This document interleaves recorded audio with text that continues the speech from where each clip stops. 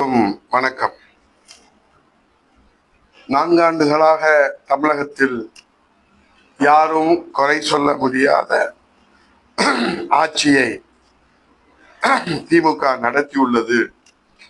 இது மாண்புமிகு எதிர்க்கட்சி தலைவர் ஆதகமாக இருக்கிறது. திமுக ஆட்சியை பற்றி குறை கூறுவதற்கு மாண்புமிகு எதிர்க்கட்சி தலைவர் எதுவும் கிடைக்கவில்லை.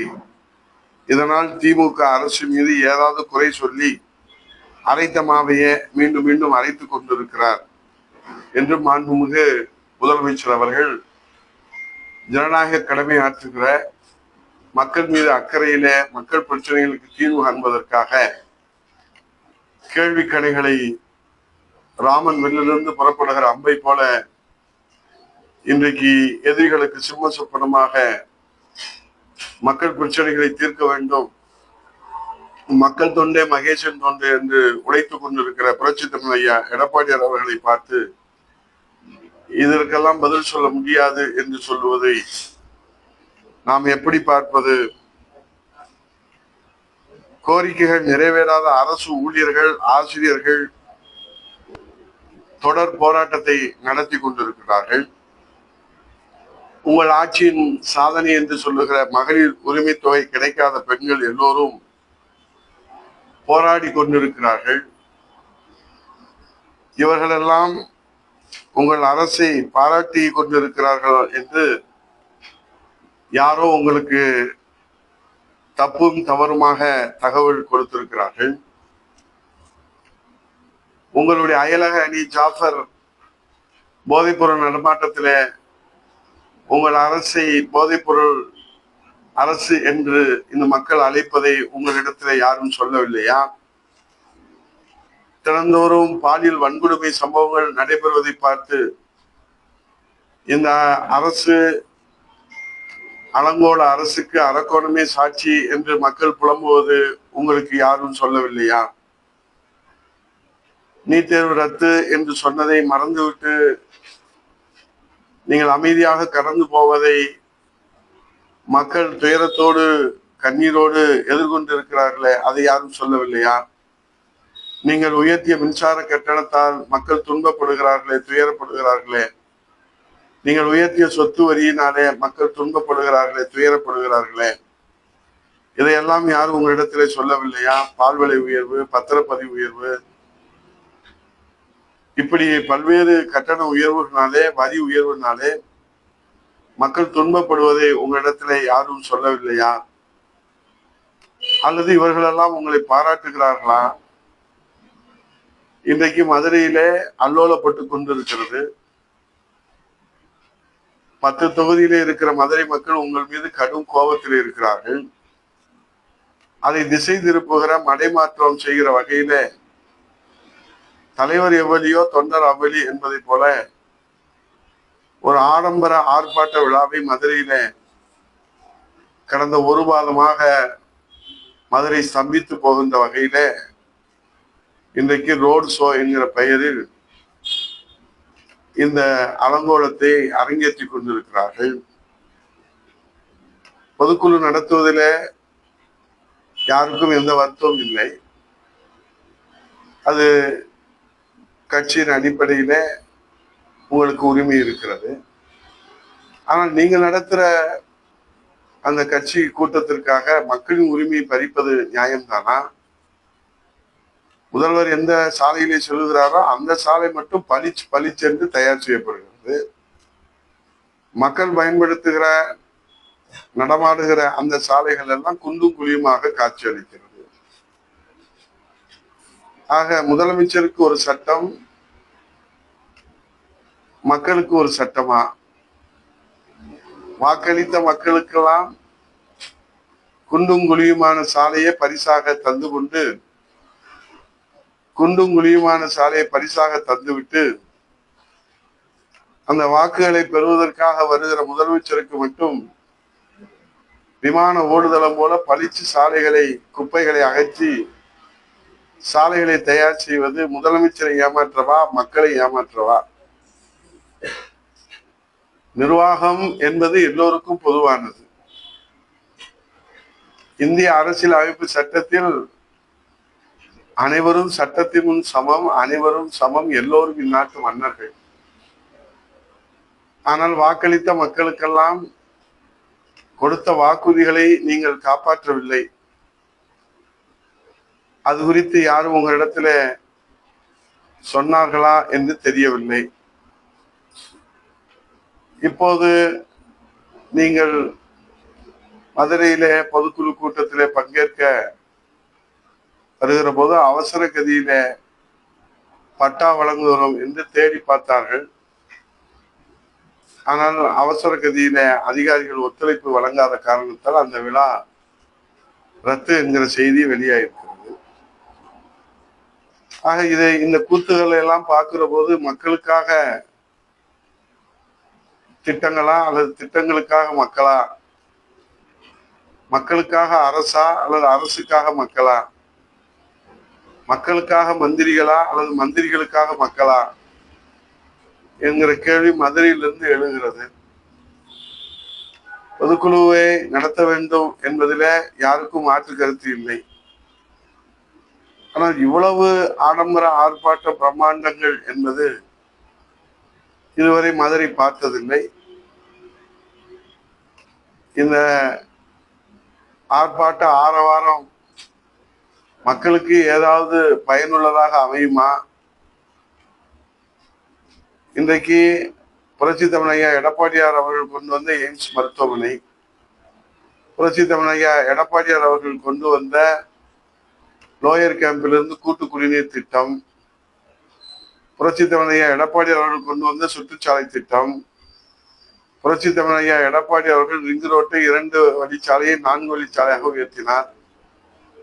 புரட்சி தமிழையா எடப்பாடி அவர்கள் வைகை நதி பாதுகாப்பு சாலை மேம்பாட்டு திட்டம், புரட்சி தமிழையா எடப்பாடி அவர்கள் குடிநீருக்கும் சாலை போக்குவரத்திற்கும் தொழில் வளர்ச்சிக்கு புரட்சி தலைவர் அம்மா அவர்கள் தூத்துக்குடி மதுரை தூத்துக்குடி காரிடார் என்கிற எக்கனாமிக் காரிடார் சாலை அமைத்து கொடுத்தார்கள். புரட்சி தமிழையா எடப்பாடி அவர்கள் 1000 கோடிய பறக்கும் சாலை கொண்டு வந்தார்கள். திருமங்கலம் கொல்லம் 4 வழி சாலை அமைத்து பொருளாதார வளர்ச்சிக்கு வித்திட்டு எய்ம்ஸ் மருத்துவமனைக்கு அங்கே சுகாதார மையமாக இந்த மதுரையை உருவாக்கினார்கள். ராஜாஜி மருத்துவமனையை மேம்படுத்தினார்கள். அதற்கு மல்டி ஸ்பெஷாலிட்டி மருத்துவமனையை புரட்சி தமிழக எடப்பாடியார் முதல்வராக இருக்கிற போது பாரத பிரதமரை அழைத்து வந்து மக்களுக்கு பயன்பாட்டிற்காக அழைத்தார்கள்.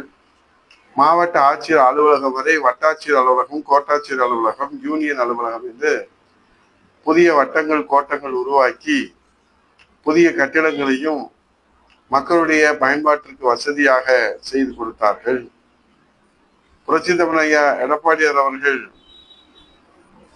மதுரையிலே செய்திருக்கிற வளர்ச்சி திட்டங்கள் இன்னும் நாம் பட்டியலிட முடியும். மாண்புமிகு முதலமைச்சர் அவர்கள் இன்றைக்கு வீர விளையாட்டை விளம்பர விளையாட்டாக ஜல்லிக்கட்டை மாற்றியதோடு அது காட்சி பொருளாக கண்காட்சி விளையாட்டாக மாற்றியது ஒரு சாதனை. இன்றைக்கு தன் தந்தையார் பேரிலே நூலகம் அமைத்து அது ஒரு சாதனை என்று தந்தை பெயரின் தரணியிலே எடுத்துச் செல்வதற்காக அவர் உருவாக்கிய சாதனை. மாண்புமிகு முதலமைச்சர் அவர்கள் இந்த கூட்டத்தொடரிலே சட்டசபையிலே சொன்னார், கலைஞர் இருந்திருந்தால் ஸ்டாலின் என்றால் உழைப்பு உழைப்பு என்று சொல்லுகிற கலைஞர் ஸ்டாலின் என்றால் சாதனை சாதனை என்று சொல்லுவார் என்று சொன்னார். அதை நினைக்கிற போது தமிழக மக்கள் சிரிப்பதா அழுவதா என்று தெரியவில்லை. இன்றைக்கு தமிழ்நாடு தான் இந்தியாவிலே அதிக கடன் வாங்கி இருக்கிற சாதனை. தமிழ்நாடு தான் போதைப்பொருள் நடமாட்டத்தின் கேந்திரமாக இருக்கிற சாதனை. தமிழ்நாடு தான் பாலியல் வன்கொடுமை அதிகமாக நடக்கிற மாநிலம் என்கிற சாதனை. தமிழ்நாடு தான் இன்றைக்கு பின்தங்கி இருக்கக்கூடிய நிலையில மின்சார கட்டணத்திலே வரி உயர்விலே பின்தங்கி இருக்கிற சாதனை. இப்படி ஸ்டாலின் அரசின் சாதனைகளை இப்படிதான் மக்கள் குறிப்பிடுகிறார்கள். ஆகவே வேதனைகளை எல்லாம் ஸ்டாலின் அவர்கள் சாதனை என்று மாற்றட்டிக் கொள்வதை யார் பேச்சை கேட்டு அப்படி சொல்லுகிறார் என்று நமக்கு தெரியவில்லை. உண்மை நிலவரம் இதுதான். மதுரை திமுக ஆட்சியில பின்தங்கி சென்று விட்டது என்று மக்கள் குமுறுகிறார்கள். இங்கே மாண்புமிகு முதலமைச்சர் அவர்கள் தூத்துக்குடி மதுரை தூத்துக்குடி எக்கனாமிக் காரிடார் சாலையை மேம்படுத்தி இளைஞர்களுக்கு வேலை வாய்ப்பை வழங்குவதற்கு முன்வருவாரா? மாண்புமிகு புரட்சித் தலைவர் அம்மா அவர்கள் அறிவித்து மாண்புமிகு புரட்சித் தமிழர் ஐயா எடப்பாடி அவர்கள் மேம்படுத்திய இந்த பொருளாதார சாலை திட்டத்தை செயல்படுத்த முன் வருவாரா? கடந்த சட்டசபை தேர்தலின் போது நாங்கள் ஆட்சிக்கு வந்தால் டாஸ்மாக் மதுக்கடைகள் படிப்படியாக குறைக்கப்பட வேண்டும் வாக்குறுதி அளித்த திமுக 4 ஆண்டு ஆகியும் எந்த மதுக்கடைகளும் குறைக்கப்படவில்லை என்ற விவரம்தான் நமக்கு கிடைத்திருக்கிறது. நாளுக்கு நாள் கொலை கொள்ளை உள்ளிட்ட குற்றங்கள் அதிகரித்து வருகின்றன. மது கஞ்சா போதையே காரணம் என்றாலும் தங்கத்தின் விலை உயர்ந்துள்ளதால் குற்றங்கள் அதிகரித்து விட்டதாக கூறுகின்றனர் சட்ட அமைச்சரும் டிஜிபியும். சீப்பை ஒழித்து வைத்தால் திருமணம் நின்று விடுமா? குற்ற காரணங்களை மடை மாற்றுவதால் குற்ற செயல்கள் நியாயமாகி விடுமா? மதுவால் கிடைக்கும் வருமானத்திற்கு பங்கம் வந்துவிடக் கூடாது என்று ஆளும் அரசும் அதிகாரிகளும் பரிதவிப்பது இப்போது ஒவ்வொரு நாளும் நமக்கு காட்சியாக இருக்கிறது.